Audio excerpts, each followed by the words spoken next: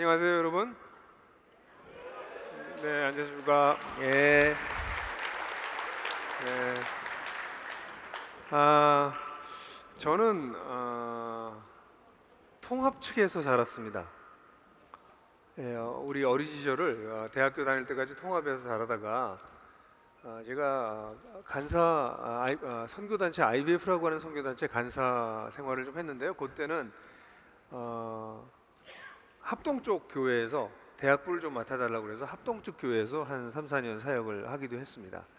그리고 제가 미국에 가서 유학을 가서 공부하면서는 고신 쪽 교회에서 전도사 역할을 하면서 결국 미국 고신에서 안수를 받았어요. 그리고 이제 공부를 끝내고 제가 한 20년 전에 한국에 돌아왔는데, 한국에 돌아와서는 제가 사역을 하면서 이상하게 기장교회하고 좀 친해진 것 같습니다. 별로 안 좋아하시는 것 같은데요?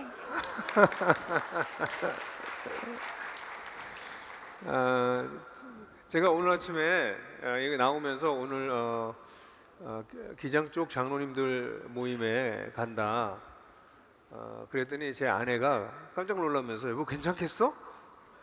그렇게 얘기했습니다. 제 아내는 뭐 잘 그 기장이나 뭐 특성을 잘 모르기 때문에 괜찮겠어? 그렇게 얘기한 이유는 그냥 농담 삼아 우리가 하는 얘기가 목사님들이 제일 싫어하는 회가 있다잖아요. 아시나요? 예, 당회가 제일 싫다. 왜냐면 이 장로님들이 목사님들한테 제일 힘든 분들이라고 많이들 생각을 하고 있기 때문에 몇 명이나 모이는데, 그래서 제가 1000명이 너무 싫은 것 같아. 그랬더니 한두 분도 아니고 1000명이나 되는 장로님한테 설교를 하러 간다고요? 여보 괜찮겠어요? 이렇게 얘기를 했어요. 그래서 제가 아내에게 얘기하기를, 근데 기장 장로님들은 좀 다를 거야.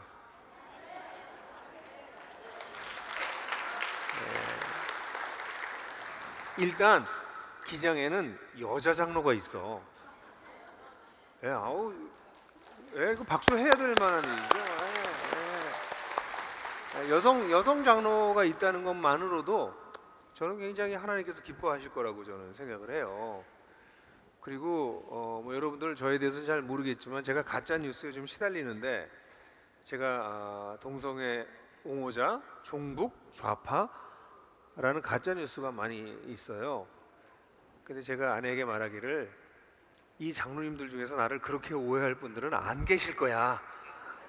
예, 그렇게 이야기하고 왔습니다. 그래서 사실 오늘 오면서 이 기장 장로님들하고 같이 이런 말씀을 나눌 수 있는 기회가 주어져서 저에게 이제 기대가 되고, 또 와서 이렇게 조금 일찍 왔기 때문에 제가 뒤에서 이렇게 여러분들 모이는 모습을 보면서 굉장히 마음이 기뻤습니다. 우리 한국에 이렇게 좋은 장로님들이 이렇게 한 군데 모이셔서 이렇게 열심히 강의를 들으시고 자신의 교회와 자신의 영성에 대해서 고민하시는구나, 그 생각을 하면서 저는 굉장히 기쁘기도 했습니다. 근데 오늘 제가 여러분들하고 나누려고 하는 이야기는 그렇게 기쁘기만 한 얘기는 사실 아닐 것입니다. 왜냐하면 우리 한국 교회가 당면한 상황이 결코 쉽지 않고, 기장 교회들도 마찬가지로 어려운 상황 속에 놓여 있기 때문에, 이런 상황 속에서 어떻게 이것을 우리가 타개해 나갈 것인가 라는 이야기를 여러분들하고 나누려고 합니다. 제가 보니까 강사 시간이 딴 분들 다 50분인데 저만 80분을 주셨더라고요.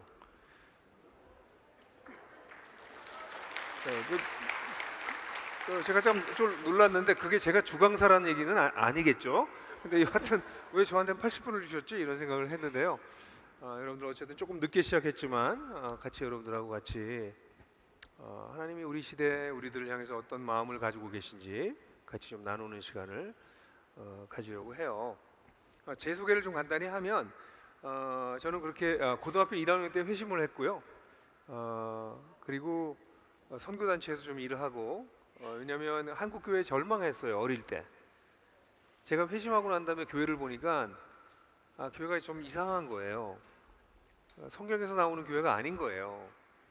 그래서 너무 어린 마음에 어려워하다가 청년들을 살리는 게 제일 중요하겠다. 대학을 다니면서 청년들이 변화되는 걸 보니까 청년들을 살리는 게 제일 중요하겠다 싶어서 대학을 졸업하고 5년 동안 한 선교단체에서 캠퍼스에서 청년들을 도왔어요. 근데 청년들을 돕다 보니까 이 청년들이 졸업하고 난 다음에 갈 교회들이 건강한 교회가 많지 않은 거예요.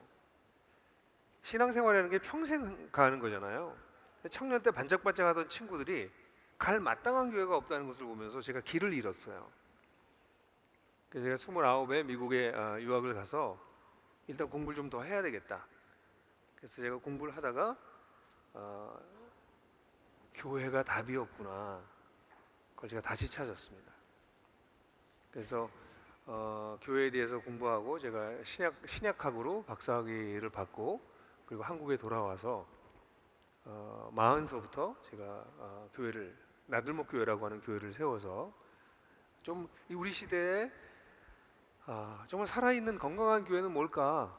제가 성경에서 봤던 제 가슴을 막 쿵쿵쿵 울리게 하고 이런 교회 하나님께서 원하신다라고 하는 그 비전을 주셨었는데 그럼 그런 교회를 우리 시대의 도시 한복판에 어떻게 세울 수 있을까? 그게 제 고민이었어요.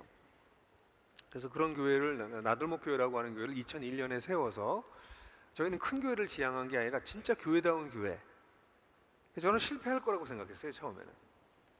그래서 우리 성도들한테 처음에 교회를 개척했을 때 우린 실패할지도 모른다라는 얘기를 제가 하도 많이 하니까 한 3년 지나고 난 다음에 성도들이 저에게 와서 말하기를 목사님, 우리 실패하지 않을 것 같으니까 제발 이제 그 말씀을 그만하세요.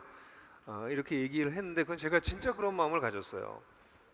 한국에 일반적으로 목회하는 것과 다른 진짜 성경에서 얘기하는 방식을 적용해 보자. 그랬더니 사람들이 회심하는 거예요.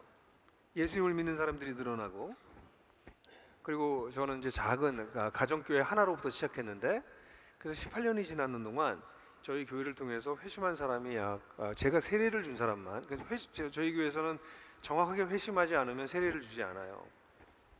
그래서 제가 세례를 준 사람만 한 700명 18년 동안 하나의 우리 주님께서 기뻐하시는 일이죠, 정말. 그리고 하나의 가정교회로 시작했던 가정교회가 70개, 80개 정도의 가정교회가 돼서 2019년에는 저희가 교회를 5개로 일시에 분교했어요. 제가 박수 받으려고 한 건 아니고 우리 주님이 박수 받으셔야 될 일이라고 저는 생각하고요. 그래서 저는 그때 우리 목회 일선에서는 스텝다운하고 5명의 제가 저와 함께 성장했던 우리 목회자들을 그 5교회에 다 파송하고 저는 2012년부터 제가 그런 기도를 했었거든요. 하나님께 2001년에 교회를 세우면서 만약에 건강한 교회가 정말 세워지면 제가 박사학위까지 하고 와서 제 교회 하나 세우려고 이렇게 하는 건 하나님 원당치 않은 것 같습니다. 만약에 교회가 세워진다면 제가 공부하고 제가 임상하고 실험하고 검증한 자료들을 한국 교회와 나누겠습니다. 그렇게 기도하고 시작했거든요. 그러니까 처음에 우리 교회 개척했을 때 성도들이 우리 저 목사님 야망이 많은가? 어떻게 뭐 지금 교회를 개척해서 될지도 안 될지도 모르는데 이게 되면 뭐 한국 교회를 섬기고 어쩌고 저쩌고 이런 얘기를 해서 의아해했다 그래요. 근데 어쨌든 저는 그렇게 기도하고 교회를 시작했었기 때문에 10년이 되니까 교회가 건강하게 세워진다는 것을 확신하고 난 다음에는 제가 신학적으로 공부했던 것들 또 현장에서 실험했고 임상했던 내용들을 정리해서 이걸 한국 교회랑 나누기 시작했는데 그게 2012년서부터 그렇게 하기 시작했습니다. 그래서 그렇게 한 것이 하나님 나라 복음 DNA 네트워크라고 하는 사역입니다. 우리 기장의 목사님들이 많이 들어와 계세요. 기장의 목사님들이 오셔서 정말 한국 교회 어떻게 새롭게 할 수 있는가? 사실 기장 목사님들이 이렇게 많이 오실 줄 몰랐어요. 조금 전에도 우리가 뭐 이성진 목사님도 아실지 모르겠는데 이성진 목사님, 뭐 여러 목사님들이 오셔서 같이 지금 동역하면서 한국 교회를 새롭게 하자라는 운동을 지금 하고 있습니다. 그러니까 제 소개를 조금 해드리는 게 그래서 하나님께서 저희 삶과 저의 사역을 통해서 또 저희 공동체를 통해서 일하고 계시고 지금 그 5개 분교한 5개 교회는 올해 또 한 교회가 또 한 교회로 분교했어요. 그래서 지금 6개가 됐습니다. 그래서 아마 이 교회들은 계속 이렇게 왜냐면 회심이 일어나니까요. 사람이 계속 태어나니까 그러니까 교인의 숫자가 수평 이동으로가 아니라 성도들이 정말 회심한 사람들이 늘어나니까 교회는 점진적으로 숫자가 늘 수밖에 없고 그럼 그 교회들은 사이즈가 큰 교회를 지향하지 않기 때문에 일정 사이즈가 되면 분교하는.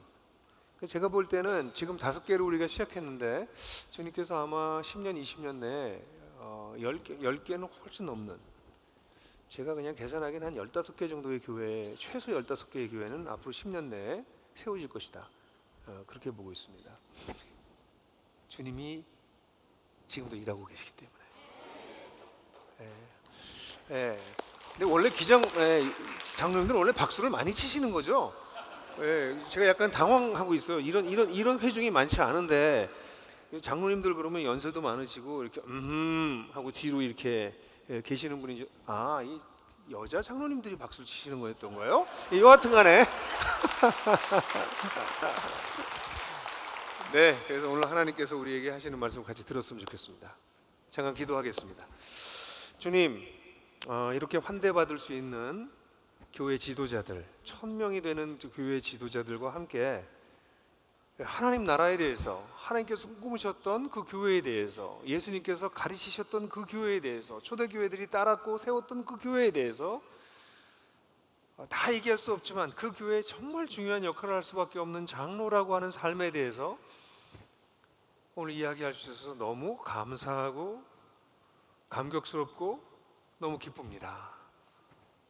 주님, 이 시간에 성령께서 이 부족한 종을 통해서 이 귀한 장로님들에게, 우리 교회의 기둥 같은 우리 장로님들에게 우리가 어떻게 살아야 할지, 무엇을 지향해야 할지 함께 나누는 시간이 될 수 있도록 성령께서 말하는 자와 듣는 자를 주관하여 주시옵소서. 예수 그리스도의 이름으로 기도했습니다. 아멘. 저는 제 소개를 한 가지 안 했지만 저는 여러분들처럼 일도 합니다. 저는 이중직이란 말 자체가 틀렸다고 생각해요. 성직과 속직이 따로 있지 않기 때문에. 그래서 저는 일주일에 한 이틀 정도는 회사 나가서 일을 하는데, 제가 일하는 회사는 설계하는 건축 회사예요. 거기에서 제가 그 얘기를 여기서 할 수는 없고요. 그래서 여러분들을 좀 더 많이 이해할 수 있습니다. 저도 굉장히 힘들게 일하고 있고, 오늘 이거 끝나고 나면 또 저희가 임원 워크숍이 있어서 임원 워크숍을 하기 위해서 저기 수원 쪽으로 2시간 이동해서 오늘 아마 밤 10시까지 저희가 워크숍 하기로 되어 있는 것 같아요. 그래서 한 8시간 정도 워크숍도 해야 됩니다. 그래서 저는 여러분들과 같이 세속의 발을 담그고 있고 또 교회도 세우고 있고 그러는 사람이에요. 그래서 저한테 더 관심이 있지만, 여러분들 최근에 이런 말씀 들어보셨죠? 순살 아파트. 순살 치킨은 있지만 순살 아파트라는 얘기 들어보셨어요? 뼈가 없거든요. 건물을 지으면서 이 기둥에 아주 중요한, 보호나 기둥에 굉장히 중요한 철근을 빼먹어서 지금 여러분들이 살고 계시는 아파트들이 사실은 굉장히 불안한 아파트들이 굉장히 많습니다. 그걸 순살 아파트라고 불러요. 그거 들어보셨어요? 네, 순살 아파트. 이게요. 그래서 실제로 건물을 짓다가 무너지기도 했고 최근에. 그리고 우리 한국도 이제 지진이 자꾸 여기저기서 일어나고 있지만 지진에 약할 수밖에 없습니다. 지난번에 여러분 터키에서 지진이 일어났을 때 건물들이, 한 도시의 건물들이 전부 무너진 사진이 있었어요. 딱 한 건물만 안 무너졌습니다. 그 한가운데 모든 건물이 무너져서 그 한 건물만 안 무너졌는데, 그 이유는 나머지들은 전부 다 불법과 편법에 의해서 순살 빌딩을 져놓은 거였죠. 근데 이 건물만 건축법을 맞춰서 제대로 건물을 세웠기 때문에 지진이 일어났을 때 다른 건물은 다 무너졌는데 딱 이 건물 하나만 그 도시에 남았어요. 제가 그 사진을 찾아서 가져와서 보여드릴까 했는데 못 찾았어요. 제가 그걸 보고 너무 신기해가지고, 와, 정말 대단하구나. 제가 건축 쪽에 일을 하고 있어서 이 말씀을 드리는 건 아니겠죠? 그죠? 그래서 여러분들 빨리 집에 가셔서 여러분들 아파트를 점검해봐라 이런 얘기를 하려고 한 것도 아니겠죠? 근데 제가 왜 이 얘기를 할까요? 오늘 한국 교회가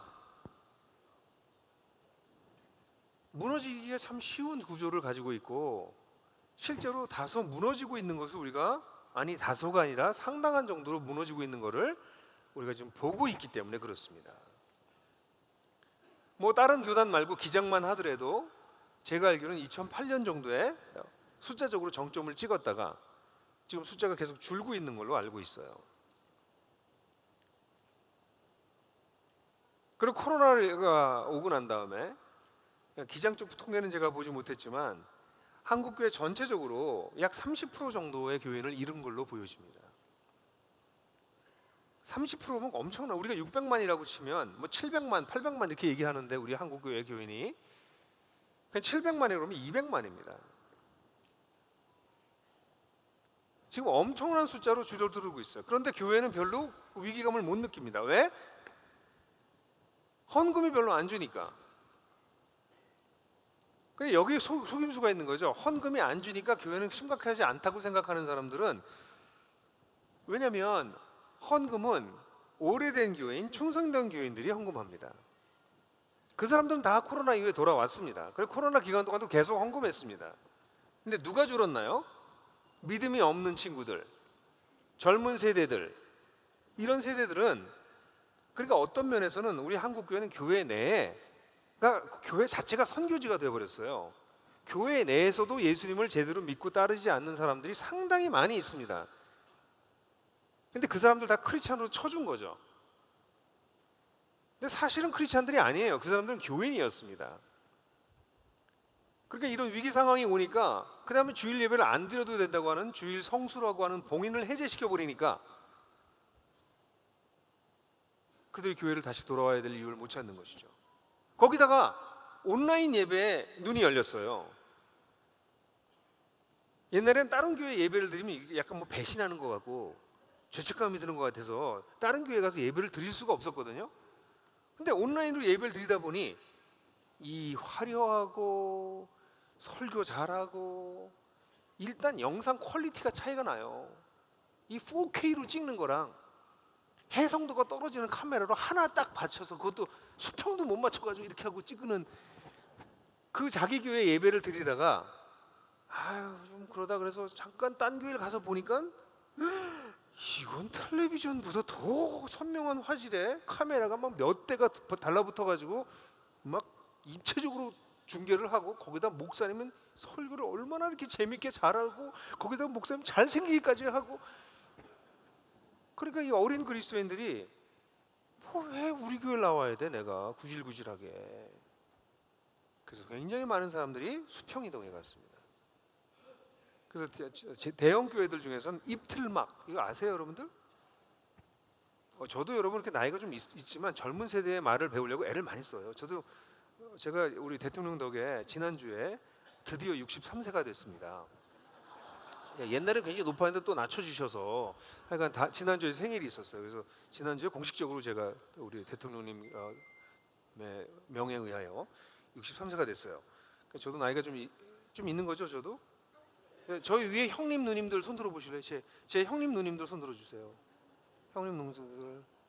아우들 손 들어. 아우들. 제가 볼 때는 중간쯤인 것 같아요, 여러분들 연세. 근데 중대형 교회의 많은 우리 교회는 입틀막, 아세요? 이 어려운 단어를 아십니까? 입틀막. 젊은 애들이 많이 요즘 이 말도 안 써요. 근데 입을 틀어막고 있다는 것이죠. 교인이 늘고요, 헌금이 늘고 있거든요. 그 누구예요? 다 중소교회의 교인들이 수평 이동해 가는 거예요. 그러면서 믿음이 없었던 사람들은, 그런 사람들이 그러면 그 설교 들이러 다닌다, 설교 듣는다고 사람이 변해요? 설교 듣는 게 예배입니까? 그러니까 그들의 영성은 점점점 고갈될 수밖에 없고, 그 교회를 떠나갔던 30%의 사람들이 과연 다른 교회에 가서라도 신앙생활을 제대로 할 것이냐. 그러니까 지금 한국 교회가 심각한 위기에 처해져 있습니다. 제가 보기에는 순살 아파트보다 어쩌면 순살 교회가 된 건 아닌가.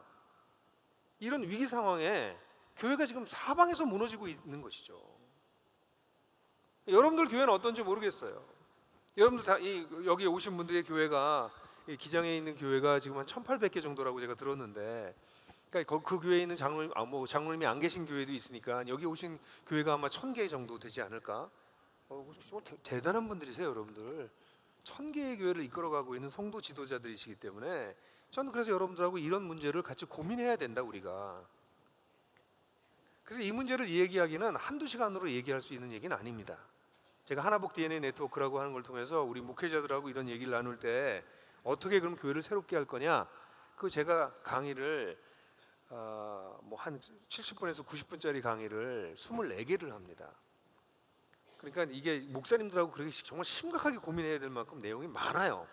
근데 제가 오늘은 여러분들하고, 여러분 장로님들이시니까 이 장로님에 대한 얘기를 하려고 해요. 딴 얘기 할 거 없이 우리 얘기가 중요하잖아요.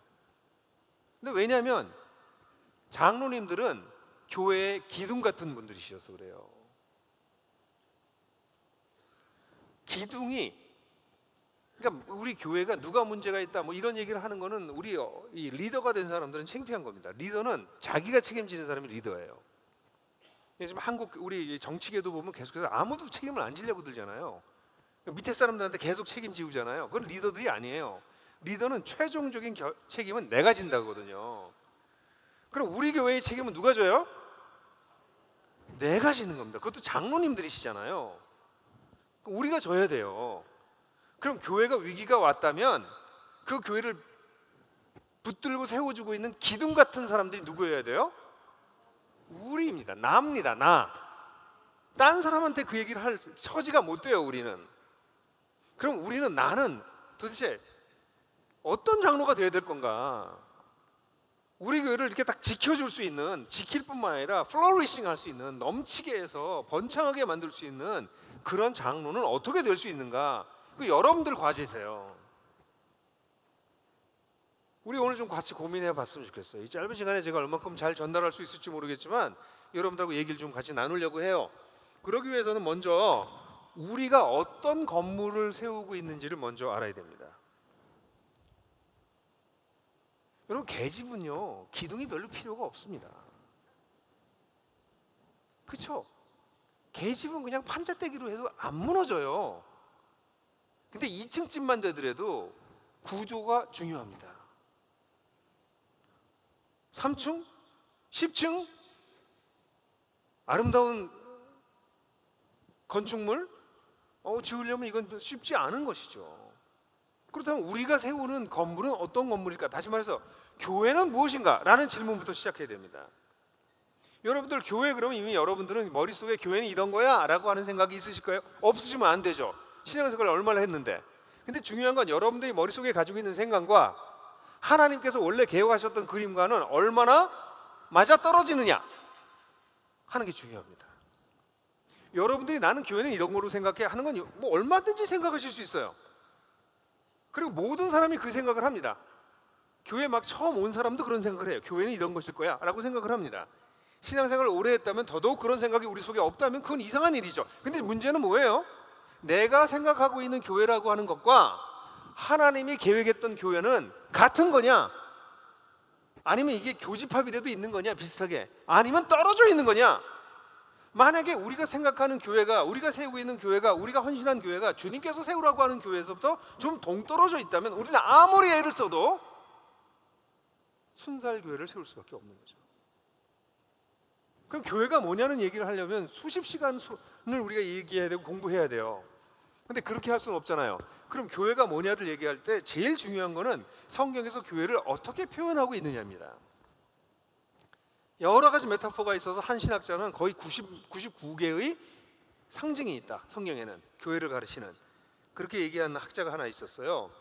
근데 그 중에서 가장 대표적인 것을 얘기하면 첫 번째는 하나님의 가족, 두 번째는 그리스도의 몸, 세 번째는 성령의 전, 이렇게 세 가지를 얘기할 수 있어요. 이것이 교회다라고 성경에서는 설명해주고 있어요. 하나님의 가족, 첫 번째. 사실 하나님의 가족이라고 하는 단어는 신약 성경에 2번 정도밖에 나오지 않습니다. 그래서 가장 적게 나오는 숫자예요. 그렇지만 하나님의 가족이라고 교회라 가족이라고 말할 수 있는 이유는 초대교회 성도들은 서로를 어떻게 불렀죠? 아델포이, 형제들이요. 형제 자매로 불렀습니다. 여기 장로님, 하나님이 장로님한테는 어떤 분이십니까? 하나님 뭐라고 부르십니까? 아버지세요? 나도 아버지인데? 그럼 우리 형제네요. 그죠? 이렇게 연세를 보니까 저보다 조금 더 낡으신 것 같아서 형님 같아요. 맞죠? 그럼 우리 형님인 거예요. 맞죠? 교회는 뭐냐면, 왜 교회에 하나님의 가족이라고 하는 단어가 제일 중요하냐면, 교회가 딱 세워졌을 때 성도들이 야, 이게 우리가 하나님이 아버지가 됐구나라고 하는 엄청난 깨달음을 가졌어요. 초대교회가. 우리가 하나님 앞에서 죄인이었던 존재들이었는데 하나님을 아버지라고 부를 수 있는 자리에 올라왔구나 라는 것을 깨달으면서, 그러고 난 다음에 나타나는 현상이 우리는 남이 아니고 형제 자매였구나 라는 걸 알게 된 거예요. 그래, 여러분들은 지금 장로 이전에, 장로는 해도 되고 안 해도 돼요. 옵스. 그죠? 아니, 목사도 해도 되고 안 해도 돼요. 그건 별로 안 중요해요. 그건 하면 할 수도 있고 안 할 수도 있어. 근데 우리가 하나님을 아버지라고 부르게 된 것은 내가 목사가 되는 거나 내가 장로가 되는 것보다 훨씬 중요합니다.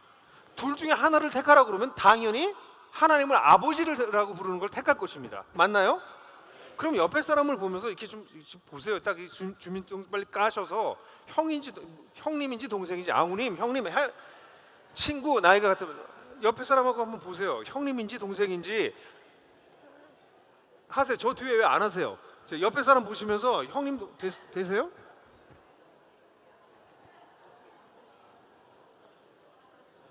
여러분 잘 들으세요. 이 성경 구절은 히브리서 2장 11절 같은 경우에 보면, 거룩하게 하시는 이와 거룩하게 함을 입은 자들이 다 한 건에서 난지라. 그러므로 형제라 부르시기를 부끄러워하지 않으시고. 예수님이 우리를 또 형제라고 부르신다고. 그러니까 우리 모두가 엄청난 형제인 거예요. 그러니까 교회는 어떤 데예요? 형제가 가득한 곳입니다. 그것도 예수님이 형이고요, 우린 다 줄줄이 동생인 거예요. 그러면 누구 눈치를 봐야 돼? 마태형 눈치 봐야지. 그렇죠? 예수님 마태형이니까. 이거 진짜 그렇게 생각하시냐고. 그러니까 제가 얘기하는 거는 잘 들으세요. 설교를 들을 때 잘 들으셔야 될 게 어떤 거냐면, 여러분들이 생각하는 거하고 실제가 있는데 실제가 잘 맞냐를 자꾸 보셔야 돼요. 이걸 줄이셔야 됩니다. 그럼 정말 나는 교회에 갔을 때 우리 교회 성도들을 내 형제라고 생각하는가? 내 형제라고 생각하면 뭐 하겠어요? 그들의 아픔과 그들의 어려움을 내가 알죠. 그들과 아픔과 어려움 때문에 난 늘 마음이 어렵죠. 안 어렵다 하고 형제가 아닌 거죠. 남이죠, 남. 그러니까 하나님의 교회라고 했을 때, 하나님의 이 에베소 2장 9절에서 너희가 이제 외인도 아니고 나그네도 아니고 오직 성도로 동일한 시민이고 하나님의 권속이라, 영어로 household, family 이렇게 번역할 수 있는 단어예요. 그러니까 우리가 가족이다. 이제는 옛날에는 외인이었는데 이제 가족이 됐다. 그러니까 이 하나님의 가족에서 제일 중요한 게 뭐예요? 사랑. 근데 이 사랑이라는 단어가 한국 교회에서 가장 낡은 단어가 돼서 의미가 없어요. 사랑은 뭐 하는 거예요? 사랑은 책임져 주는 거예요. 따라해 보세요. 사랑은 책임져 주는 것이다. 근데 너 사랑해. 밤낮 교회에서 모이면 힘들겠다, 내가 기도해 줄게, 아무것도 안 하면서. 그건 사랑이 아니에요. 내가 너 기도해 줄게는 거의 저는 이제 그만 얘기하자, 이제 나중에 또 만나, 그 얘기처럼 들려 저한테는. 아니, 기도해 줄게 그러고 진짜 집에 가서 한 시간 기도하든지, 금식 기도라면 기도해 줄게가 맞아요. 1, 2분도 기도 안 할 거면서. 크리스찬들이 사랑하는 법을 잊어버렸어요. 사랑은요, 책임져 주는 거예요. 그 사람의 아픔을 내 아픔으로 받아들이는 것이고. 그러니까 교회는 어떤 사람이 가득한 해야 될까요? 사랑할 줄 아는 사람이 많아져야 됩니다. 사랑할 줄 아는 사람. 근데 교회는 어떤 사람이 많이 들어오나요? 사랑받고 싶은 사람. 사랑받고 싶은 사람이 교회에 많이 들어와요. 그럼 공급과 수요가 안 맞는 거예요, 지금. 교회가 왜 분쟁이 일어난다고 생각하세요? 사랑받고 싶은 사람만 가득 있는 거예요. 사랑해 줄 수 있는 사람이 없어요. 사랑할 수 있는 능력이 있는 그런 역량을 갖춘 사람이 없는 거예요. 그러니까 교회 리더들도 사랑받으려고 그래요. 예? 교회 리더들도 인정받으려고 그러고. 아니, 여러분들이 엄마 아빠들 중에서 제일 수준 낮은 엄마 아빠가 누구예요? 자식들한테 인정받으려고 하는 사람. 아니, 자식한테 무슨 인정을 받아요? 자식은 그냥 사랑하는 거지. 그죠? 그 가끔 자식들이 마음 서운하게 해도 사랑은 내린 사랑이지. 그리고 그냥 그래도 뭐 어떡하겠어, 내가 키운 자식인데. 그리고 그냥 품잖아요. 그게 가족이에요. 그러니까 교회가 뭐냐 그러면, 교회에 만약 사랑이 사라지고 있다, 형제가 없어지고 있다, 서로 책임지고 있지 않다, 그건 교회인가? 질문해 봐야 됩니다. 이 본질이기 때문에 그래. 예수님이 우리에게 주신 단 하나의 계명이 있었어요. 내가 너희를 사랑한 것 같이 너희도 서로 사랑하라. 이거 딱 하나 주셨어요, 계명. 그런데 여러분들 목사님들이, 여러분들 교회 목회하는 목사님들이 신학교 가면 듣는 말이 있어요. 제가 교회 안에 거짓말이라는 책을 썼거든요. 나중에 시간 되시면 보세요. 교회 안에 수많은 그 신학적 오류들이 있습니다. 그렇게 말하면 안 되는데, 뭐 기도하면 응답받아요라거나, 뭐 교회는 사람 보고 다니는 거냐, 하나님 보고 다니는 거지, 뭐 다 거짓말이에요. 교회는 사람 보고 다니는 거예요. 그래서 제가 교회를 하나님 보고 다니지 사람 보고 다니는 거야? 그렇게 얘기하면 제가 물어봐요. 넌 하나님이 보이냐? 아니, 초신자한테 교회를 보고 하나님 보고 다니래요. 아니에요. 성경은 사람 보고 교회 다니라고 가르치고 있어요. 그런 거짓말이 많아요. 그래서 그걸 제가 모아서 책을 한 권 냈는데요. 근데 신학교 안에 있는 거짓말도 하나 써야 되겠다는 생각을 하고 있어요. 그러니까 신학교에서 우리 전도사님, 목사님들이 거짓말을 많이 들어요. 근데 그 책은 써도 읽을 사람이 많지 않아서, 그 중에 가장 큰 거짓말, 신학교 가면 목사님들이 어떤 얘기를 듣냐면요, 성도들하고 너무 가까이 가지 마라, 거리를 둬라 라는 얘기를 듣습니다. 그 말을 듣고 그 말을 후배들한테 해줍니다. 근데 생각해 보세요. 주님께서는 내가 너희를 사랑한 것 같이 너희를 서로 사랑하라 하셨어요. 예수님 우리를 어떻게 사랑하셨어요? 우리가 상상할 수 없는 저 하늘에서 이 땅에 우리와 같이 되셨어요. 그럼 그 하늘과 이 땅의 거리는 어느 정도라고 생각하세요? 하나님은 이 거리를 좁히셨습니다. 우리와 같이 되셨어요. 그래서 우리를 사랑해 주셨습니다. 사랑이 뭐라고 생각하세요? 사랑은 거리를 좁히는 겁니다. 거리를 좁히는 게 사랑이에요. 여러분, 부부는 성까지 나눠요. 몸까지 나눠요. 그게 마지막 거리가 좁혀진 거예요. 전이 온몸을 다 주는, 온 마음, 내 전 존재를 주는 거죠. 사랑은요, 거리를 좁힙니다. 근데 목사님들한테 거짓말을 듣는 게 뭐냐면, 성도들이랑 거리를 두라는 거예요. 왜냐하면 그 가까이 오면 당신이 부족한 걸 보게 되고 당신 권위가 떨어질 거니까 거리를 두라는 거예요. 그러니까 100m 성인하자는 거죠. 100m 밖에서 보면 거룩해 보이는 거죠. 근데 목사님들이 그렇게 하기 시작하니까 장로님들도 다 그렇게 하세요. 그러니까 교회에서는 적당하게 거리를 두고, 끝나라는 얘기는 아니죠? 적당하게 거리를 두고 나이스하게, 점잖게, 예의 바르게 그렇게 지내라는 거예요. 그게 사랑이라고요? 사랑을 하면 갈등이 생깁니다. 그러니까 하나님의 교회는 갈등이 있어야 합니다. 근데 문제는 갈등으로 인해서 이 관계가 깨지는 게 아니라 갈등을 통해서 서로 이해해서 더 성숙한 사랑으로 들어가는 게 기독교입니다. 그러니까 우리 교회는 갈등이 없어요. 그 얘기는 무슨 얘기냐면, 그 교회는 아직 교회가 안 된다, 이렇게 볼 수밖에 없어요. 아니, 교회에 어떻게 갈등이 없어요?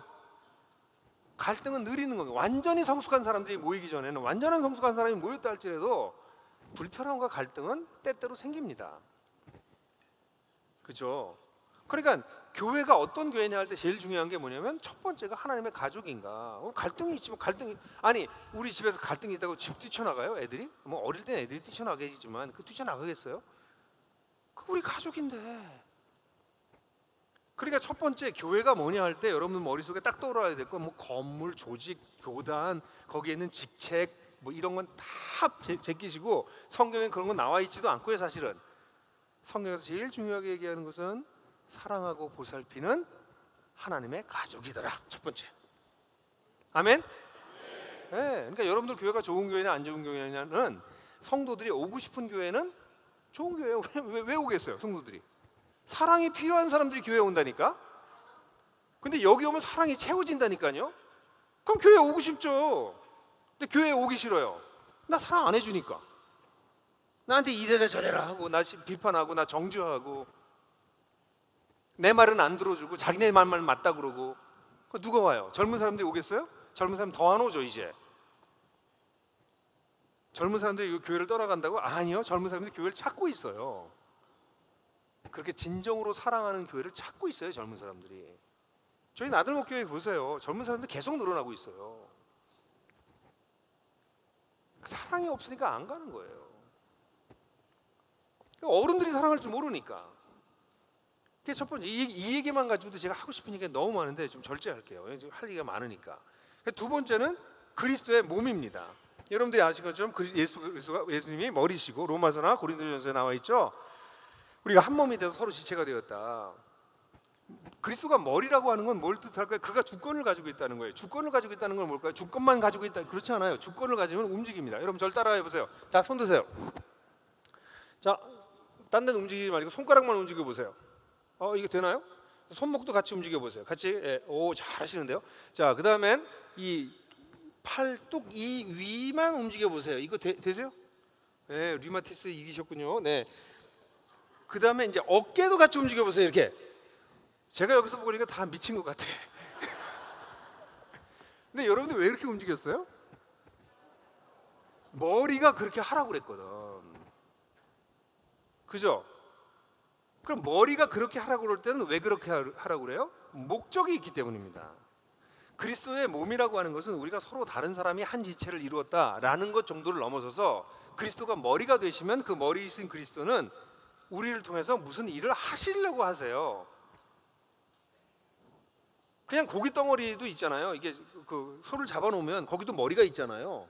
그런 머리가 아니라고요. 살아있는 몸의 머리시라고요, 그리스도가. 그럼 그 얘기는 뭐냐면 그리스도께서 우리에게 이 몸의 유기체인 공동체에게 뭘 하라고 말씀을 하세요. 왜냐하면 이 교회를 통해서 하나님은 세상을 회복하시려고 결정하셨기 때문에 이 교회들을 통해서 일하기를 원하세요. 가장 먼저는 자기 교회 속에 들어온 사람들을 변화시키는 거겠지만 나중엔 그것을 넘어서게 돼서 주님께서 말씀하신 것처럼 너희는 세상의 빛과 소금이라. 빛과 소금이 되라? 아니에요. 너희는 빛과 소금이 된다. 그냥 빛과 소금이다. 되려고 애쓸 필요도 없어. 너희가 제대로 나를 따라오게 되면 그냥 빛과 소금이 돼. 그건 나중 일이에요. 나중에 교회가 성숙하게 되면 그 교회는 숨길 수가 없어요. 그 불을 말 아래 등정에 덮어놓지 않아요. 마을 위에 산처럼, 산 위에 마을처럼 빛이 보일 수밖에 없습니다. 그런 교회를 세우시려고 하시는 거죠. 그러니까 교회는 뭐예요? 머리가 이신 그리스도를 따라 움직이는 거예요. 누가? 우리 온몸이. 그게 건강한 교회인 거예요. 한 가지 더 해볼까요? 여러분 손가락을 이렇게 한번 해보세요. 이걸 가지고 잠시 자신의 옆 사람 말고 자신의 하셔야 돼요. 자신의 옆구리를 한번 잡아본다. 뭐가 잡히시나요? 그 잡힌 부분을 뭐라고 부르십니까? 어떤 분은 거죽 이렇게 말하시는 분 있어요. 거죽. 네, 그런 분들은 정말 건강한 분들이에요. 여기 장로님은 아마 그냥 거기만 잡히실 것 같아요. 근데 딴 분들은 잡힌 게 뭐라고 부르죠? 이 잡힌 거를? 뱃살, 지방, 베둘레헴 뭐 등등의 말을 쓰잖아요. 그죠? 근데 여러분 몸은요. 이 지방은 두 가지 지방이 세포는 두 가지가 있다고 얘기할 수 있어요. 하나는 지방 세포고 또 하나는 근육 세포예요. 지방 세포는 영양분을 받아서 비축하는 기능을 합니다. 근육 세포는 그것을 태워서 일을 합니다. 오늘날 교회는 비만증에 걸렸어요. 비만증은 무슨 소리예요? 지방 세포가 많아졌어요. 그러니까 교회 와서 은혜만 받습니다. 그러니까 아무것도 안 합니다. 그리고 그런 교인이 많아져서 교회가 커지잖아요. 그럼 교회를 부흥했다고 그래요. 이렇게 됐어요. 그 교회에서 일하는 거는 목사랑 교육자들이 하고요. 성도들은 와서 예배만 드리고 가요. 은혜만 받고 있어요. 이렇게. 그리고 우리는 그 교회를 부러워해요. 언제 우리 교회가 저렇게 되나. 언제 넘어질지 모르는 위험한 상태입니다.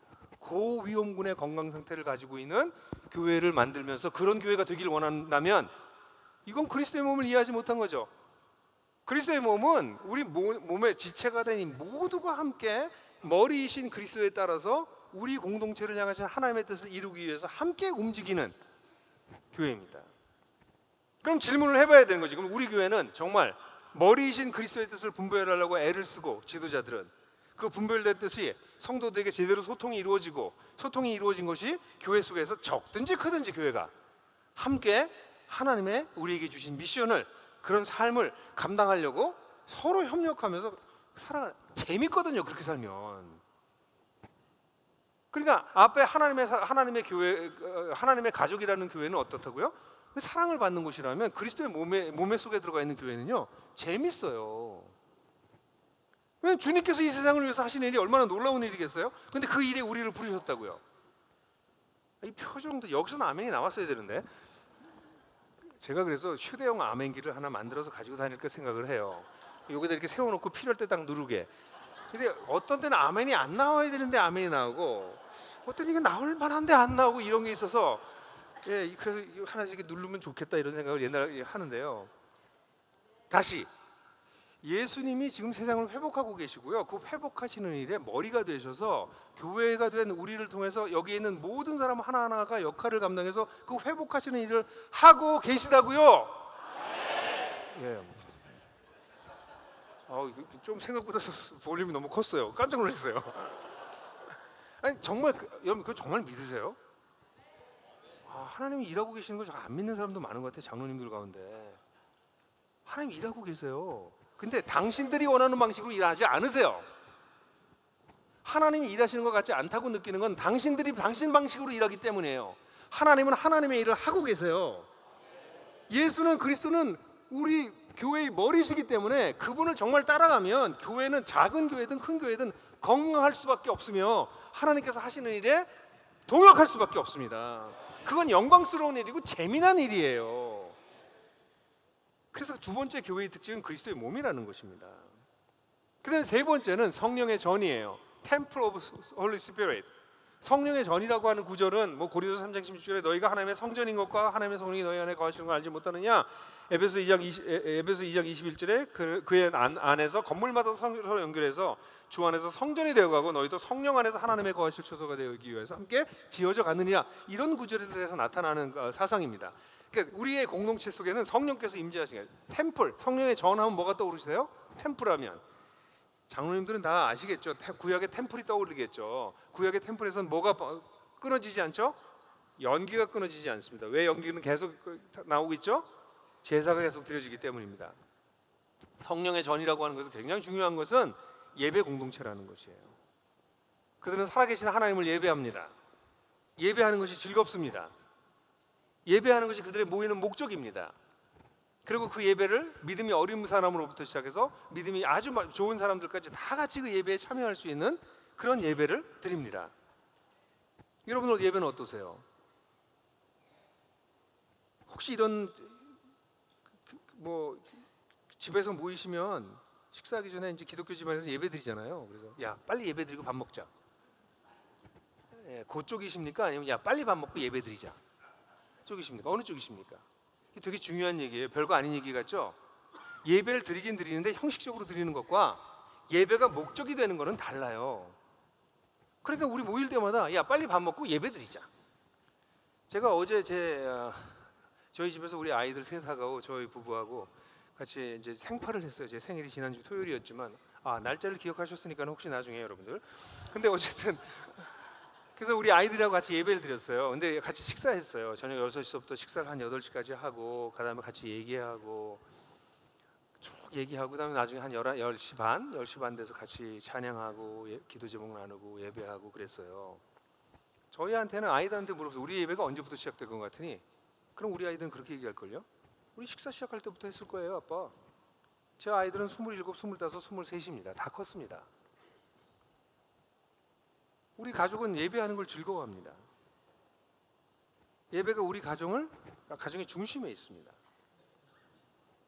예배는 주일날 모여서 하고 드리는 예배는 일주일에 한 번 드리는 예배예요. 근데 예배가 그 공동체의 본질이냐고요. 예배가 너무 좋아. 예배가 뭐라고 생각하세요? 예배는 하나님을 응시하는 겁니다. Gaze upon the beauty of the Lord. 주님의 아름다움을 이렇게 응시하는 것입니다. 그분이 주신 은혜를 곱씹고 누리며 기뻐하는 것입니다. 하나님을 즐거워하는 것입니다. 아니 이런 성경에 나와 있는 수다한 표현들이 여러분들의 것입니까? 그래서 여러분들이 드리는 예배에는 여러분들의 자녀들이 들어와서 함께 예배 드리는 것을 배워가기 시작하고, 여러분들 교회에는 모였을 때 예배하는 것을 통해서 설교 듣는 것이 아니라 하나님을 예배하는 것을 통해서 사람들이 회복되는 그런 예배가 여러분들 교회에 있으십니까? 하나님은 예배를 받으시기에 합당하신 분이십니다. 그래서 우리가 모일 때마다 성령의 전이라고 하는 것은 주님이 다시 오실 때까지 그분을 예배하는 거예요. 그게 우리의 존재 목적입니다. 그러니까 이 세 가지가 지금 세 가지 메타포를 여러분들에게 설명해 드립니다. 첫 번째 뭐라고요? 첫 번째? 두 번째? 그리스도의 몸. 세 번째? 성령의 전. 재미있는 거는 이 구절들 전부 다 하나님의, 그리스도의, 성령의 삼위 하나님의 어떤 한 위의 의를 강조하고 있어요. 삼위 하나님의, 근데 거기 전부 다 소유격 의가 붙어 있어요. 그러니까 교회는 누구 거라고요? 삼위 하나님의 것입니다. 그러니까 이 짧은 구절을 가지고 저 얘기를 더 말씀 날 수 있겠지만 굉장히 중요한 사상을 얘기하고 있어요. 교회는 하나님의, 삼위 하나님의 것이다.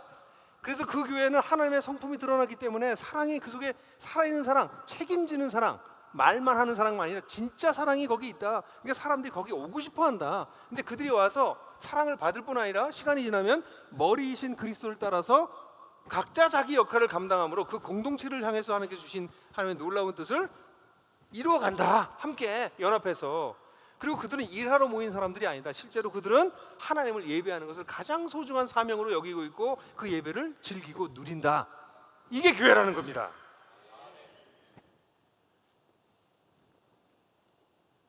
그러면 여러분 계속 생각하시면서 들으십시오. 그러면 이 교회는 누가 짓는 걸까요? 이 교회는 누가 짓는 걸까요?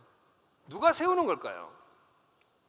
예수님께서 선명하게 말씀하셨습니다. 마태복음 16장 16절에 베드로가 고백하고 난 다음에 예수님께서 시몬아 네가 복이 있다, 하나님께서 알려주셨다 라고 말하고 18절에 말씀하시기를, 16장 18절, 너는 베드로라, 내가 이 반석 위에 내 교회를 세우리니 음부의 권세가 이기지 못하리라. 너무나 여러분들 잘 아시죠? 그리고 19절에는 내가 너에게 천국의 열쇠를 줘서 너가 땅에서 매면 무엇인지 매면 하늘에서도 매일 것이고 땅에서 풀면 하늘에서도 풀릴 것이다. 이런 아주 이상한 말씀을 하세요. 하나님, 예수님께서 뭐라고 말하세요? 내가 내 교회를 내가 세울 거다. 제가 미국에서 첫 번째 교회를 개척했을 때는 제 나이가 34살이었을 때였어요. 미국 교회들이 너무 많이 쪼개지니까 아이 청년들이 엄마 아빠를 따라서 몇 번씩 교회를 쪼개지는 걸 경험해요. 그러다 이 청년들이 20대 중반 된 청년들 4명이 저를 찾아와서 목사님 저희랑 교회해요. 이제 더 이상 엄마 아빠가 쪼개는 교회 따라다니면서 교회 쪼개서 다니는 건 못하겠어요. 그래서 저희들이랑 목사님 교회를 세워요. 함께 해요. 이렇게 저한테 찾아왔어요. 근데 20대 중반의 청년들 4명하고 교회를 어떻게 세웁니까? 저는 34살짜리 지금 막 목사가 갓 된 그때 목사도 안 돼, 전도사였네요. 예, 그런 그 사람이 제가 어떻게 교회를 세우겠어요? 좀 한심한 거죠. 아이고, 야 너희들은 교회를 어떻게 세우냐. 속으로 이렇게 생각했지만 또 제가 사역자니까 가오가 있지. 그렇게 말할 수는 없잖아요. 그래서 애들 데리고 이제 기도원을 가자. 기도원에 가서 내가 이 에클레시아라고 하는, 제가 신약을 공부하니까 에클레시아라고 교회라는 단어죠. 그 단어가 나온 신약 성경의 모든 구조를 내가 뽑아가지고 갈게. 지금은 뭐 컴퓨터가 좋아져서 그냥 순식간에 나오지만 그때는 며칠 작업을 해야 나옵니다. 그게. 그래서 그것도 얘네들 영어로 하는 애들이니까 이 영어로 이걸 다 만들었어요. 그래서 이제 기도원에 갔죠. 정말 중요한 얘기가 있는데요. 중요한 결정을 하실 때는 기도원 가지 마세요. 그냥 스스로 알아서 결정을 하시는 게 편할지도 몰라요. 그래서 이제 기도원에 가서 이 친구들이랑 성경을 읽기 시작했어요. 저는 생각할 때 교회라고 하는 단어가 나오는 마태복음 16장 18절 속에서 계시록까지 쭉 읽으면 애들이 기가 질려서 교회 세우자는 말 못할 것이다. 야, 니들이 교회를 알아? 교회가 얼마나 대단한데 니들이 교회를 세워? 자식들, 한번 봐라, 맛이나 한번 봐라. 뭐 약간 이런 마음으로 데리고 올라가서 쭉 읽기 시작했어요. 근데 첫 번째 구절이 바로 16장 18절이었어요. 예수님이 영어로 읽는데 한국말로 읽을 때랑 또 다르게 와닿더라고요. I will build my church on this rock. 저 엄청나게 도전받았어요. 그 순간에 뒤통수를 망치로 맞은 것 같았어요. I will, not you. 네가 세우는 거 아니야. I will build my church. 내 교회를 세우는 거야. Not your church. 저 그때 깨달았어요. 교회는 주님의 것이었구나, 정말. 그리고 이 교회는 주님이 세우시는 거구나. 나는 그걸 따라가는 거구나. 그래서 그때부터 이게 요한계시록에 나와 있는 교회에 대한 단어를 다 읽을 때까지 저는 이 구절에 머물러 있었어요. 이게 너무 충격이었어요. 다음은 읽힌 게 생각이 안 나요. 돌아가면서 계속 읽었는데 나는 교회를 내가 세운다고 착각했구나. 얘네들이랑 우리 교회를 얘네들이랑 교회를 세운다고 생각했구나. 아니구나. 교회는 주님이 주님의 교회를 세우시는 거구나. 그러니까 교회를 세우는 데서 주체가 누구라고요? 주님이십니다.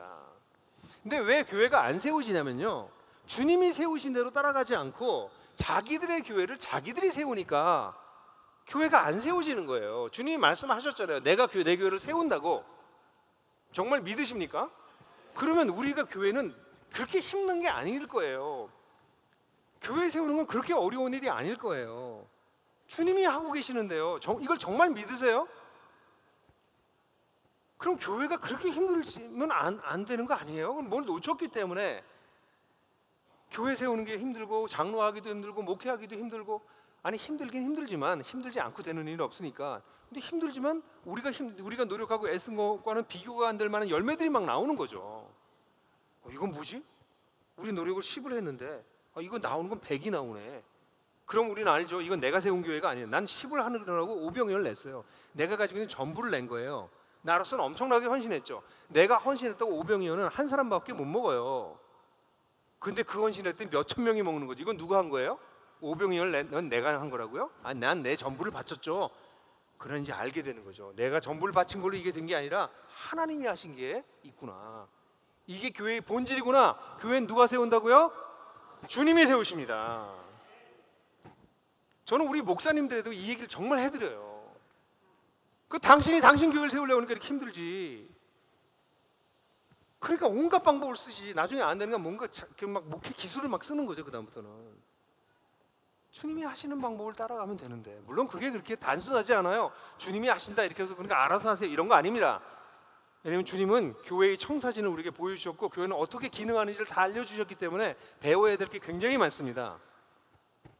왜냐하면 주님이 지으시는 교회가 개집과 같이 단순한 집이 아니기 때문에. 그래서 우리 교회는 누가 짓는다고요? 그리스도께서 지으세요. 이 구절이 에베소서에서도 교회는 그의 몸이니 만물 안에서 만물을 충만케 하시는 이의 충만이다. 만물 안에서 이 세상 모든 것 속에서 모든 것을 충만케 한다. 이걸 짧게 표현하면 회복시킨다는 것입니다. 세상을 회복하시는 그 회복이 뭐예요? 교회라는 거예요. 그러니까 음부의 권세가 이기지 못하는 거죠. 근데 질문하셔야 돼요. 아니 교회 자꾸 무너지고 깨지고 그러는데요, 음부의 권세는커녕 교회 분열도 못 이기던데요. 그럼 질문하셔야 돼요. 그러면 분열한 교회가 주님이 세우시던 교회였던가? 주님은 분명히 말씀하셨습니다. 음부의 권세가 이기지 못한다고 그랬어요. 근데 우리 교회는 깨지고 분열해요. 그러면 그 교회가 주님의 교회인가? 왜 목사와 장로들은 하나님은 교회를 안 버리신다라고 하는 이런 과대망상증을 가지고 있죠? 계시록을 안 읽으시나요? 계시록을 읽으면 교회가 세워진 지 60년도 되지 않았을 아주 초기 단계도 불구하고 주님께서는 내가 촛대를 옮길 거다, 너희가 회개하지 않으면 내가 촛대를 옮길 거다라고 말씀하셨어요. 여러분 교회 역사는 뭔지 아십니까? 촛대를 옮긴 역사이기도 합니다. 하나님이 거기 계실 수 없습니다. 사랑의 하나님이 거기 계시기가 힘드십니다. 거룩한 성령님께서 거기 임재하기 어려우십니다. 교회가 다 교회가 아닐지도 모릅니다. 이게 성경에서 가르치는 바잖아요. 이게 제 얘기입니까? 성경에서 가르치는 바입니다. 그러면 교회는 주님이 세우세요. 그럼 우리는 아무것도 안 하는 거야? 아니요. 이 주님이 세우시는 교회를 누가 이 교회를 세우는 일을 구체적으로 실제로 할까요? 굉장히 중요한 절이 베드로전서 2장 4절 5절입니다. 한번 같이 읽겠습니다. 이 구절이 중요해서 같이 한번 강의 안에 있는데 제가 그냥 읽어드릴게요. 사람에게는 버림받아 되었으나 하나님께는 택하심을 입은 보배로운 산돌이신 예수께 나와 너희도 산돌같이 신령한 집으로 세워지고 예수 그리스도로 말미암아 하나님이 기쁘게 받으실 신령한 제사를 드릴 거룩한 제사장이 될지니라. 아멘. 그러니까 여기 보면 여기 제일 중요한 게 그리스도예요. 산돌이신 그리스도가 있는데 우리가 누구라고요? 산돌들, living stones, 산돌들이 돼서 이 그리스도께 나와서 우리가 신령한 집으로 함께 지어지는데, 이 함께 지어져서 우리가 어떻게 돼요? 하나님 앞에 신령한 제사를 드릴 수 있는 거룩한 제사장이 된다고요. 그러니까 우리는 누굽니까? 산돌들이에요. 산돌이라고 하는 것은 예수님도 돌이잖아요. 그건 옛날에 집을 질 때 가장 견고한 재료가 돌이었기 때문입니다. 지금도 유적은 남아있는 건 다 돌입니다. 이건 영속성을 얘기를 해요. 지속성을 얘기를 해요. 교회는 돌로 지어져요. 근데 돌이 어떤 돌이에요? 그것도 산돌이에요. 리빙스톤이에요. 그러니까 예수님이 중심이 돼서 나머지 우리들도 정말 별 볼 일 없었던 지푸라기나 이런 나무나 목재나 이 정도밖에 되지 않았던 우리가 예수를 믿는 순간 우리도 돌이 돼요. 리빙스톤스가 돼요. 그래서 우리 리빙스톤이 예수님을 중심으로 같이 모여져서 세워지는 것이죠. 근데 그렇게 해서 우리 한 사람 한 사람이 누가 된다고요? 제사장이 된다고요. 여러분들이 제사장이세요. 여러분만 제사장이 아니라 여러분들 교회에서 막 세례를 받은 사람도 제사장입니다. 예수님을 주라 고백해서 산돌이 된 사람들은 모두 제사장입니다. 이게 종교개혁이 얘기하는 전신자 제사장, 만인 제사장이 나오는 매우 중요한 구절이에요. 그러니까 성도 전부가 누구예요? 제사장이에요. 목사나 장로가 교회를 세우는 게 아니라고요. 목사나 장로는 중요한 역할을 합니다. 왜냐하면 제사장들 가운데 리더 역할을 하는 사람이니까. 그러니까 우리는 굉장히 중요한 역할을 해요. 우리 후배 이 제사장을 양육하고 도와서 이 사람들이 제사장 역할을 잘할 수 있도록 도와주는 게 우리들인 것이죠. 그럼 생각해 보세요. 교회에 제사장이 목사가 자기 혼자 제사장이라고 하는 교회가 있어요. 그런 교회 많습니다. 말은 그렇게 말을 아예 그렇게 하는 아주 나쁜 목사도 있고요. 그건 성경을 제대로 안 가르치니까 전 나쁜 목사라고 얘기를 해요. 자기만 제사장이래. 말이 안 되는 거죠. 하나님께서 우리 모두를 제사장으로 삼으셨는데 자기 혼자 제사장이래요. 그건 나쁜 목사예요. 그리고 교회에서 일부 지도자들만 제사장인 척해요. 나머지는 다 우리 밑에 있어. 아니 성경은 뭐라고 해요? 그래서 우리 모두가 산돌들이 돼서 전부 다 제사장이 돼서 이 신령한 집을 뭐 하고 있다고요? 짓고 있다고. 그러니까 교회는 누가 세우냐면 그리스도께서 세우시는 것이고요. 그리고 세우시는 일을 함께 동역하면서 교회를 세워나가는 사람이 누구라고요? 우리들이라고. 세례 받은 사람도 제사장이에요. 어려도. 그게 하나님께서 가지고 있었던 교회의 그림이었어요. 엄청난 비전이었던 거죠. 그 계급 사회고 그 당시에도 돈 있는 사람과 없는 사람이 구별되고 남자와 여자가 차별되어지고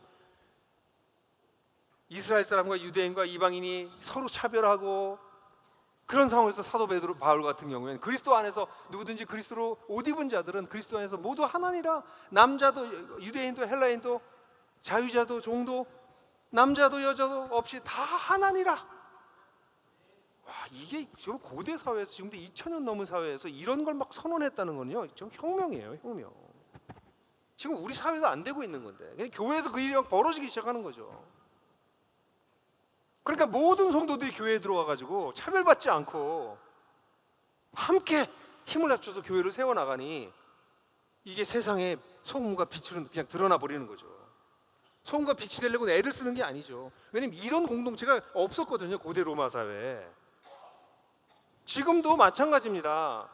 이런 공동체를 세우면 사람들이 놀랍니다. 이거 진짜 가능해? 진짜 그렇게 살아? 근데 어떻게 그렇게 사는데? 결국은 예수 때문에 그렇게 사네. 그들이 밤낮 고백하는 그리스도 때문에 그렇게 사네. 그래서 안디옥 교회에서 크리스티아노스, 기독교인이라고 불리움을 받은 거예요. 그들이 왜 그렇게 사는 거냐, 저들은. 그러니까 외부에 있는 사람들에게 들여다보고선 물어보니까 다 밤낮 그리스도 타령이야, 이 사람들이.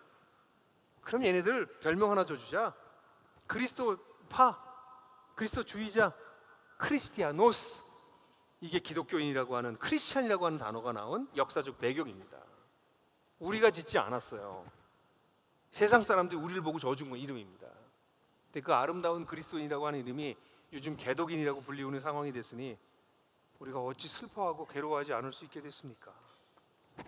여러분, 이게 교회입니다.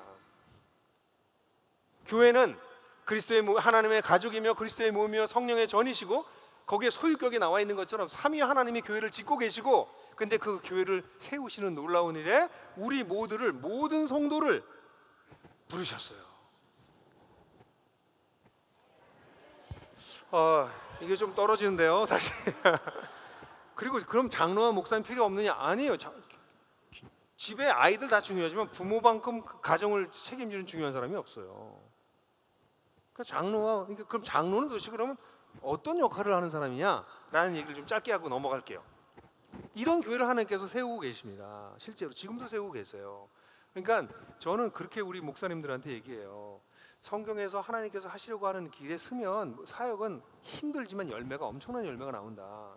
근데 하나님께서 얘기하지 않는 방법을 하면 힘들고 네가 힘든 것만큼은 결과가 나온다. 그렇잖아요. 10을 집어넣으면 10이 나오는 게 세상 윤리 법칙 아니에요. 10을 집어넣으면 한 8쯤 나오는 거. 손실이 생기니까. 장사를 잡으면 10을 집어넣으면 한 15 정도 나오면 장사 잘한 거죠. 근데 우리 여기다 10을 집어넣었더니 뭐가 나와요? 100이 나오죠. 그게 30배, 60배, 100배가 나오겠다고 예수님께서 하신 말씀이죠. 이거 진짜라니까요, 여러분. 근데 이걸 인생에 살아가면서 이런 걸 경험하기 시작하면 하나님이 정말 살아계시고 하나님이 일하시구나라는 것을 내가 간증하게 되는 거예요. 야, 어떻게 이런 일이 벌어지냐. 하나님이 정말 일하시는구나. 만물을 회복한다고, 만물을 충만케 하신다고 말씀하셨는데 진짜 충만케 하시는구나. 이론이 아니라 지금도 살아서 일하고 계신 하나님을 만나게 되는 거죠. 그러려면 여기 장로들이 되게 중요한데, 장로들은 어떤 사람들이냐면 사도행전 20장 17절부터 28절까지 제가 빨리빨리 하는데 중요한 부분입니다. 바울이 이제 예루살렘으로 돌아가면서 이 에베소 장로들을 밀레도에 잠깐 불러요. 그래서 이 장로들하고 얘기할 때, 그 강의안이 있으면 강의안에 줄 치셔도 돼요. 20장 10절에 보면 에베소로 보내서 교회 장로들을 청하니, 장로들에게 동그라미 치세요. 그다음에 18절에 오매 그들에게 말하되 아시아에 들어온 천하로부터 지금까지 내가 항상 여러분 가운데 어떻게 행하는지 여러분도 아는 바니, 쭉 설교를 해요. 그리고 마지막에 28절에 여러분은 자기를 위해서 온 양떼를 위하여 삼가라. 성령이 그들 가운데 여러분을 감독자로 삼고, 감독자에 대해 동그라미 치세요. 하나님이 자기 피로 사신 교회를 보살피게 하셨느냐, 보살피기에 동그라미 치세요. 여기 장로들은 여러분들과 같이 프레스부텔로스라고 하는 단어예요. 장로라는 단어입니다. 그럼 제가 두 번째 동그라미 치라고 했던 감독자는 에피스테코푸스예요. 에피스테코푸스. 그래서 이 감독, 우리 감독제 교회 있죠? 그 감독입니다. 여기. 그리고 난 다음에 거기 나오는 보살피게 했다는 단어는 포이마이오, 양을 치다, 양을 먹이다 이런 단어입니다. 여기서 나온 단어가 포이맨이라는 단어인데, 이게 포이맨이 목자로 번역되는 단어입니다. 그러니까 여기 이 본문을 보면 장로들을 불러놓고 바울 사도가 얘기하기를 너희들은 감독자이기도 하고 너희들은 목자이기도 해라고 얘기했습니다. 그러니까 지금 교회가 직제가 로마 캐톨릭이 있고 그다음에 종교개혁이 있고 난 다음에 장로, 집사 이렇게 다 이렇게 나눠놨지만, 성경에서는 그냥 장로는 그 교회의 리더들이에요.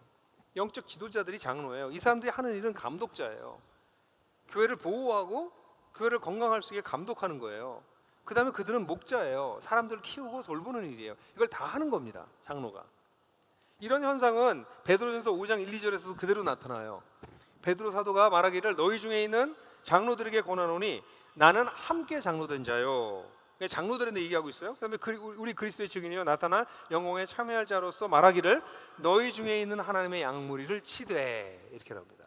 여기 양무리를 치다라는 게 아까 얘기했던 보살피다라는 단어랑 같은 단어입니다. 먹여라, 양을 먹여라. 목자 역할을 해라, 장로들한테. 그러니까 장로가 해야 될 가장 중요한 일이 뭐예요? 여기요? 먹이는 겁니다. 사람을 양육하는 겁니다. 사람이 잘 클 수 있도록 도와주는 겁니다. 그러니까 설교하는 게 아니에요. 먹인다 그러면 설교하는 거라 딱 생각하는데, 아니, 그 사람이 잘 성장할 수 있도록 도와주는 일을 하는 게 목자가 하는 일입니다. 근데 이 본문에 보면 사실은 난회주의하고 고대 문서엔 대부분 이게 반영되어 있는데, serving as overseers, 감독자로 섬기면서라는 표현이 붙어 있습니다. 우리말 성경은 이걸 다 뺐는데, 그리고 난회주로만 있다고 얘기하지만 고대 문서엔 다 거의 들어가 있습니다. 그래서 NIV나 미국의 영역본을 보면 여기 seeing as overseers, 감독자로 섬기면서라는 표현이 들어가 있습니다. 여기도 똑같이 나타나잖아요. 장로들에게 얘기하는데 너는 감독자로서 너희 성도들을 잘 먹여라고 얘기하고 있는 것이죠. 그러니까 여기서부터 이제 여러분들에게 해당되는 말씀이에요. 교회가 정말 그런 교회로 움직이려면 그런 교회에 어떤 장로가 있어야 되냐면, 첫 번째, 공동체를 세우는 일을 하는 사람이어야 됩니다. 공동체를 세운다는 얘기는 사람을 세운다는 얘기예요. 여러분, 공동체하고 조직하고 다른 겁니다. 예? 공동체와 조직이 다른 겁니다. 교회 조직은 이 공동체를 위해서 세워진 거예요. 그러니까 예를 들어서 동창회를 한다고 칩시다. 근데 동창회를 하면 너무 재밌어요. 그래서 친구들 모여서 모이는데 숫자가 자꾸 늘어나. 그러니까 얘기하고, 야, 우리 회장 하나 뽑자. 회계도 하나 뽑아. 그런 거 필요하지 않겠어? 그래서 회장과 조직을 해서 회비도 받고 이러면 이게 조직이 된 거예요.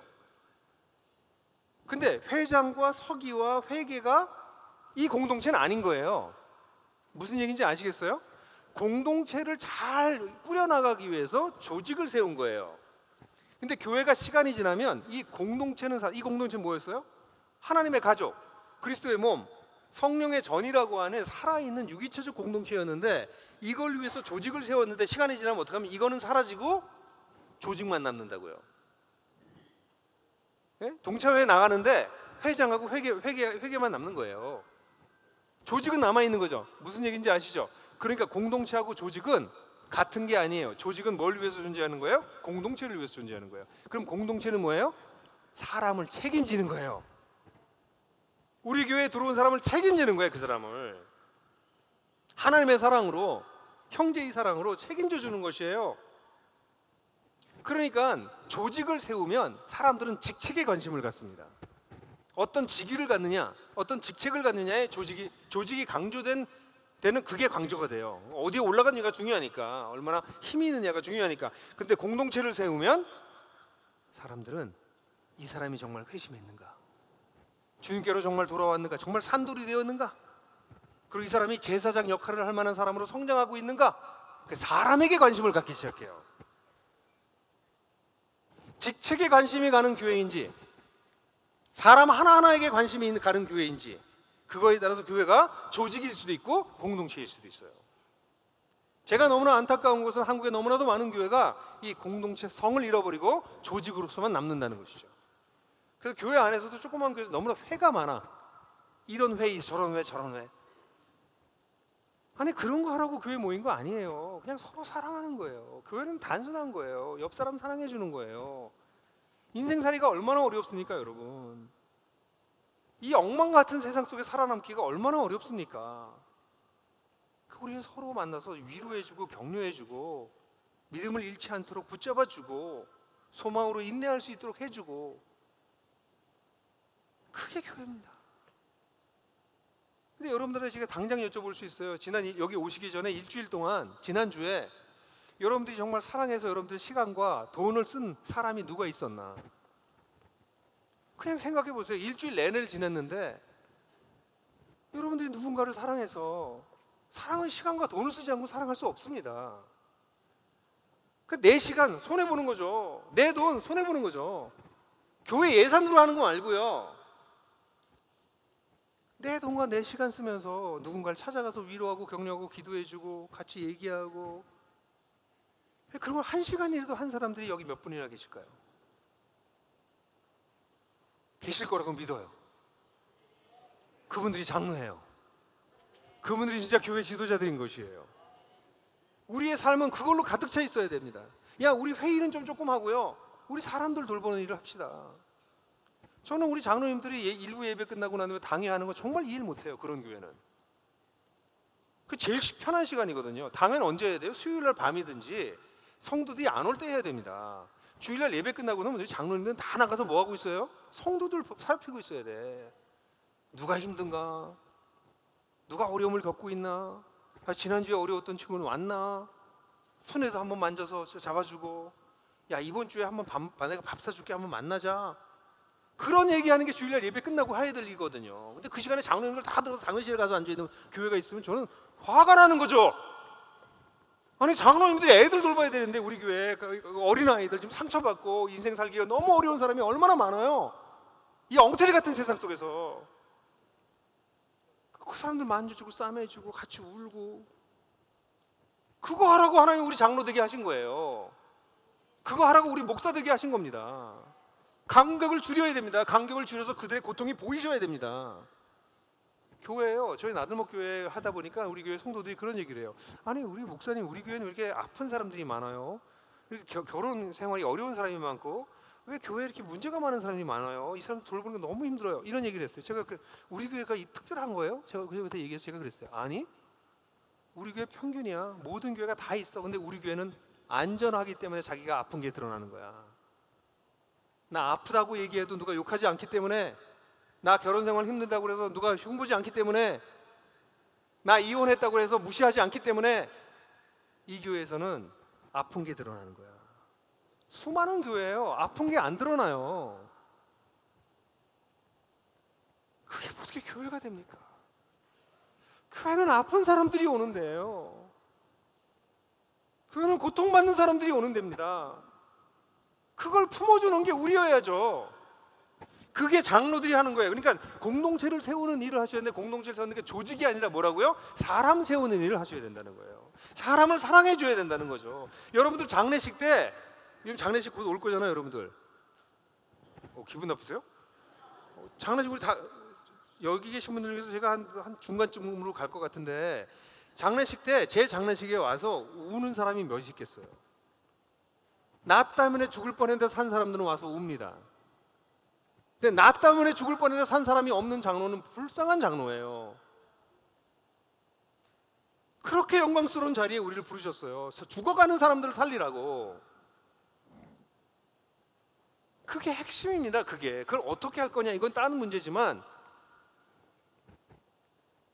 이걸 하기 위해서는 사랑으로 섬겨야 됩니다. 자기 걸 줘야 됩니다. 낮아주셔야 됩니다. 본을 보이셔야 됩니다. 이건 이제 배우셔야 됩니다. 내가 장로야, 아니 그렇게 해서 되는 게 아닙니다. 어떤 면에서는 예수님을 닮아가는 일이, 그 영성이 우리 속에서 깊어져야 되는 것이죠. 이게 아니라 제자들의 발을 씻기시고, 사마리아의 그 창녀와 함께 앉아서 이야기 나누시고, 매국노의 집에 가서 하룻밤 잔치를 벌이시고, 썩어 문드러진 명의 환부에 손을 대주시던 그 주님을 닮아가는 것이 우리 부르심이에요. 그렇게 우리는 사람을 세우는 거예요. 우리 주님도 그렇게 하셨잖아요. 능력 많으신 우리 주님도 그렇게 하셨는데, 우리야 당연히 그렇게 하지 않고서 어떻게 사람을 살리겠습니까? 그래서 공동체를 세우는 일이 첫 번째예요. 그리고 두 번째가 공동체를 이끄는 것입니다. 세우는 거랑 이끄는 거랑 다릅니다. 공동체를 이끈다는 것은 이 공동체가 어느 방향으로 가야 될 것인지를 하나님의 뜻을 가지고 분별하는 거예요. 이 코로나 같은 상황이 왔는데, 이 한국교회가 이렇게 무너지고 있는 상황이 됐는데, 우리 교회는 어떻게 해야 되지? 기도하고 하나님의 뜻을 분별하고 책을 읽고 전문가들을 불러서 얘기를 듣고, 그럼 우리 교회를 위해서 어떻게 해야 되는지 같이 고민하면서 하나님의 뜻을 분별해 나가는 것이죠. 안 좋을 상황일 때는 이단이 들어왔을 때 이단을 어떻게 막아낼 것인가, 교회가 건강하지 않은 사건이 자꾸 일어나면 이 건강하지 않은 걸 어떻게 건강하게 바꿀 것인가, 이런 건 교회를 전부 다 지키고 이끄는 일과 관련되어 있습니다. 근데 교회를 이끌려면 뭘 먼저 하셔야 돼요? 교회를 세우는 걸 아셔야 됩니다. 교회를 세워보지 않은 사람들은 교회를 이끌 수가 없습니다. 그럼 조직만 계속 이끄는 거예요. 무슨 행사만 자꾸 하는 거예요. 교회에서 끊임없이 행사하는 거예요. 그래서 어떤 역할이냐, 우리가 하는 역할은, 우리는 사람을 사랑하는 사람이에요. 우리 옆 사람에게 한번 보실래요? 옆 사람 보시고, 나는 사랑하라고 부르심을 받았습니다. 그렇게 얘기를 해주실래요? 옆 사람에게, 나는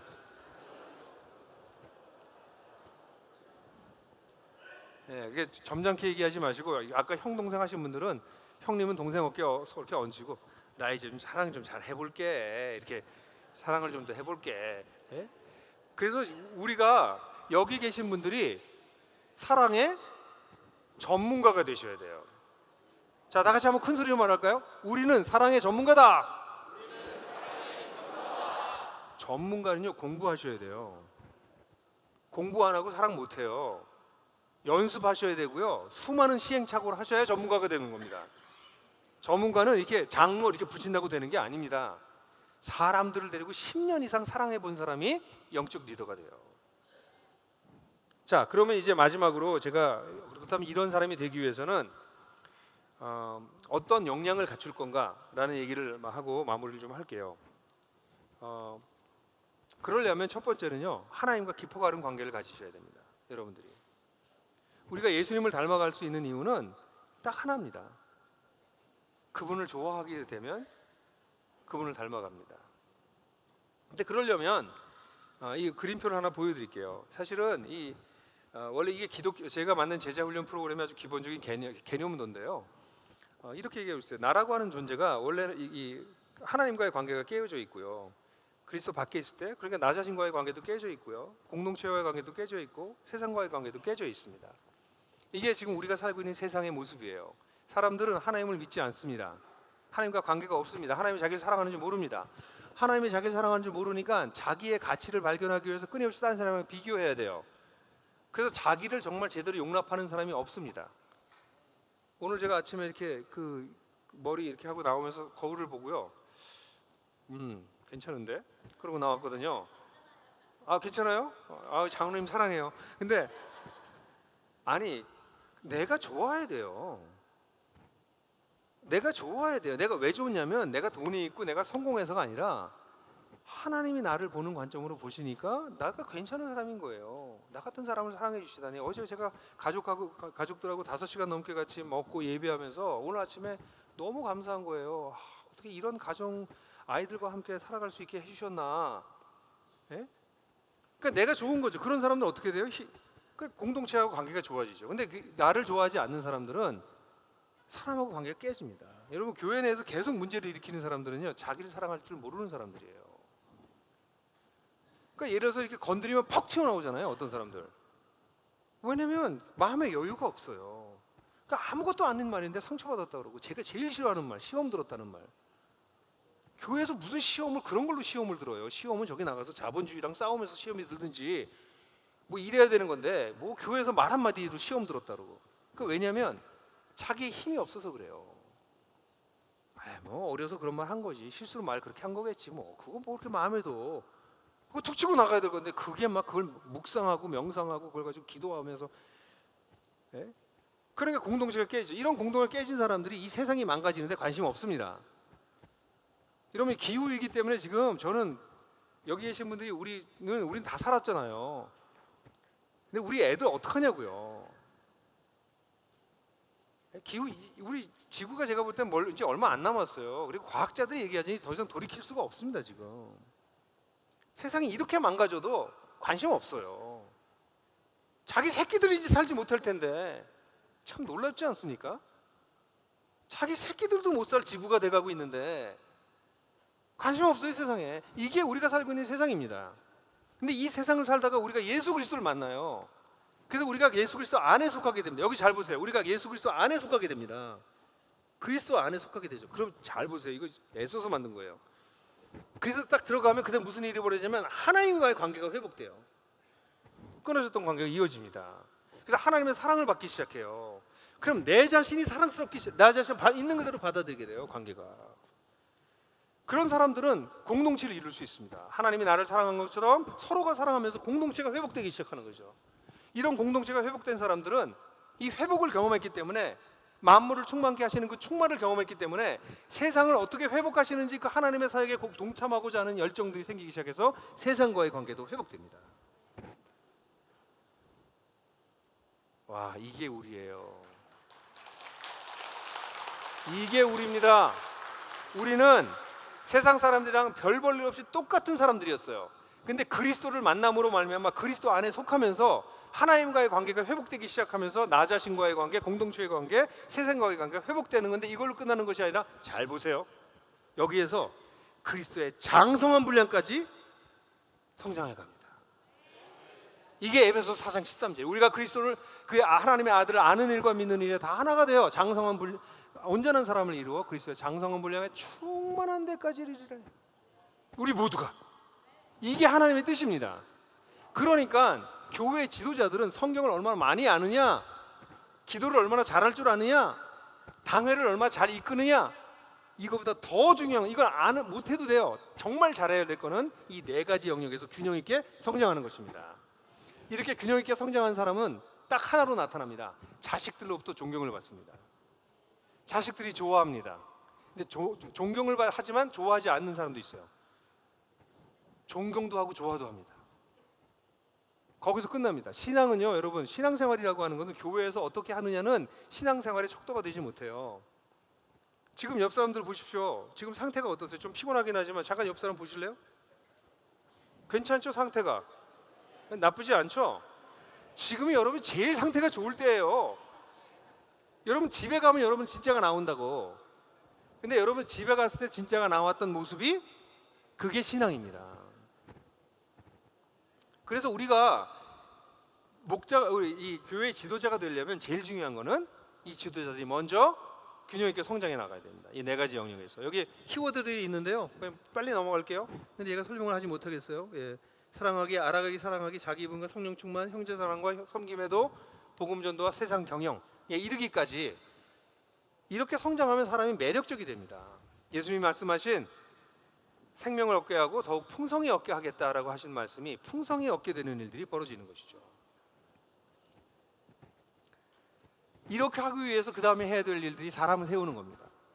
제가 시간이 많이 가서 여러분들에게 여기서부터는 구체적인 방법이긴 한데 다음번 그림표를 좀 보실게요. 영적 성장이라고 하는 것이 하루아침에 일어나지 않습니다. 영적인 아이가 있어요. 이게 찾는 이가 좀 불신자입니다. 근데 영적 아이가 예수님을 믿고 영적 아이가 되고 그 다음에 영적 청년이 되고 그 다음에 영적 부모가 됩니다. 그리고 영적으로 이렇게 성장해 나가는 단계가 있습니다. 근데 이 단계를 제가 수십 년 동안 성도들의 성장을 보면서 이 정리를 한 것이 이 7단계로 나눴어요. 영적 성장 7단계는 첫 번째는 찾는 이가 회심자가 됩니다. 예수를 믿어요. 결신자가 되죠. 그 다음에 성장 초신자가 되고 그 다음에 자립신자가 되고 사역 준비자가 되고 사역자가 되고 지도자가 됩니다. 이거 하나하나를 다 설명해 드리려면 시간이 걸릴 것 같아요. 근데 이 찾는이 불신자로부터 시작해서 예수를 믿는 순간부터 여기 영적 부모가 되는 데까지 저희 교회에서는 보니까 10년 정도 걸려요. 빠르면 10년, 시간이 더 많이 걸려도 15년이면 영적 부모가 됩니다. 제가 우리 교회, 저희 교회 분교회 할 때 저희 교회 7, 80개의 가정교회가 있었는데 우리 교회의 목자들이 한 130명 됐습니다. 이 가정교회 공동체를 자기 공동체를 이끌어가는 성도 목사나 다름이 없죠. 성도 목자 같은 사람이죠. 이런 사람들이 130명이 됐는데 그 중에서 40명이 저희 교회에 와서 예수님 믿었어요. 일반적인 성도들은 신앙생활을 잘 올곧게 해온 사람들은 보통 여기 영적 부모가 되는 데까지 5년이면 됩니다. 물론 영적 부모가 됐다고 해서 끝난 게 아니에요. 여기 보니까 저기 장로님들은 여자 장로님들은 이렇게 뵈니까 그 딸들이 다 시집 가가지고 손녀가 있는 분들도 계신 것 같아요. 영적 부모가 되는 것은 아기를 막 난 1년차 부모도 있지만 30년차 부모도 있습니다. 그러니까 영적 부모가 이게 7단계처럼 보이지만 사실은 영적 부모서부터는 한 30단계, 40단계 올라간다고 봐요. 그러니까 저런 사람들이 나오기 시작하는 거죠, 교회에. 여러분, 저는 우리 교회, 여러분들 교회, 우리 교회가 왜 시끄러우냐면요, 여기 영적 아이들이 가득해서 그래요. 성장하지 않은 사람들이 가득해 있으니까 다 사랑받고 싶은 거예요. 그러니까 상처를 계속 받으면서 교회가 시끄러운 거예요. 근데 빨리 교회가 건강해지면 어떤 일이 벌어질까요? 영적 청년들이 나와서 성장하기 시작하는 거죠. 그리고 영적인 부모가 나오기 시작하는 거죠. 그래서 제가 우리 교회를 분교할 때 저희 교회에 약 130명 정도의 리더들이 그 성도 사역자라고 불러요. 저희는 성도 사역자. 돈 안 받습니다. 여러분과 똑같은 사람이에요. 성도 사역자라고 부르는데 그 사역자가 그중 130명 중에서 제가 볼 때 이제 저랑 동급이다. 더 이상 나의 양이라고 부르기 어려울 정도로 나의 동료고, 사도 베드로가 말한 것처럼 나의 동료 장로로서 이렇게 얘기할 수 있는 사람이 한 40명 나오더라고요. 한 18년 지나니까 한 40명. 그 중에 어떤 사람은 제가 존경해요. 와, 대단하다. 그래서 이렇게 하기 위해서 그 다음에 제가 만든 자료들은 제가 자료들을 강의 안에 넣어놨는데 여기 보시면 그 책들을 쭉 만들어 놨어요. 쭉쭉쭉. 예, 그냥 전체 그림만 보여주세요. 예. 이런 자료들을 통해서 성도들이 직접 성도를 양육할 수 있도록. 그러니까 저희 여기 영적 청년이 되면 다른 사람을 양육할 수 있는 사람입니다. 그러니까 계속 성장해 나가는 것이죠.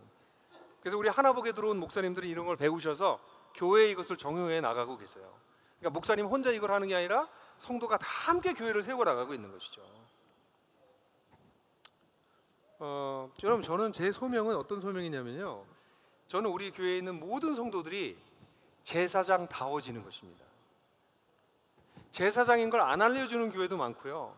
그건 전 나쁜 목사라고 그냥 불러요. 자기 혼자 제사장인 척 하는 사람들. 근데 제사장이라는 걸 알려주는 게 중요한 것보다 더 중요한 거는 제사장답게 만드는 것입니다. 군 입대해도 다 군인입니다. 근데 걔네들 전쟁에 나가서 못 싸웁니다. 근데 훈련을 받아서 군인다운 군인이 되어야 되는 것이죠. 그러니까 여러분이 제사장이 됐다는 것으로 만족할 수가 없는 것입니다. 제사장 역량이 있는가? 그럼 제사장 역량이 무엇이겠습니까? 복음을 전할 줄 아는 것, 사람을 양육할 줄 아는 것, 그리고 사랑의 공동체를 세워나갈 줄 아는 것. 세 가지 따라해 보세요. 복음을 전할 줄 아는 것, 사람을 양육할 수 있는 것, 하나님의 공동체를 세우는 것. 이거 진짜 하면 영적인 부모가 되는 것이죠. 그래서 저는 이런 공동체들이 우리 기장교회에서 많이 생겨나기를 주님의 이름으로 축원합니다. 그리고 그것을 할 수 있는 것은요, 목사님들과 장로님들이, 이 어른들이 각성할 때 일어나요. 여러분 나이가 들었다고 늦었다고 생각하지 마세요. 여러분들 이미 신앙생활 오래 하셨기 때문에 여러분들은 1, 2년만 훈련 받으셔도 정말 복음을 잘 전하고 사람을 양육하고 공동체를 세우는 일을 하실 수 있어요. 제 소원은 모든 성도들이 제사장이 될 수 있도록 그 손에 무기를 들려드리는 거예요. 목사님이 없으면 안 되는 교회가 아니라, 목사님 계시면 더할 나위 없이 좋겠지만, 훌륭한 설교자가 있으면 정말 좋겠지만, 설사 목사님이 없어도 우리 교회는 안 무너진다. 왜냐하면 장로들이 그 교회를 붙들고 있기 때문에. 근데 그 장로들은 어떤 장로예요? 당회를 하는 장로들이 아닙니다. 사람들을 보살피고 사랑하고 키워내는 장로들이 있을 때 그 교회는 안 무너집니다. 코로나 같은 상황이 또 옵니다. 코로나 같은 상황이 또 옵니다. 대비하십시오. 첫 번째 코로나에선 우리는 30%를 잃었습니다. 두 번째 또 이런 어려움들이 왔을 때 대비를 안 하고 있었던 교회는 직격탄을 이제 맞을 겁니다.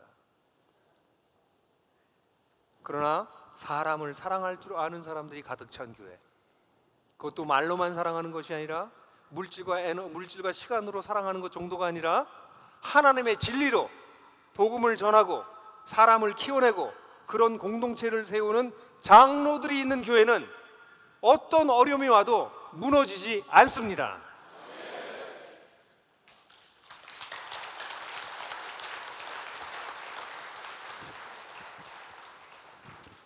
저는 준비된 장로 한 명이 목사 10명보다 더 귀할 수 있다고 생각합니다. 그런 장로님들 부탁합니다.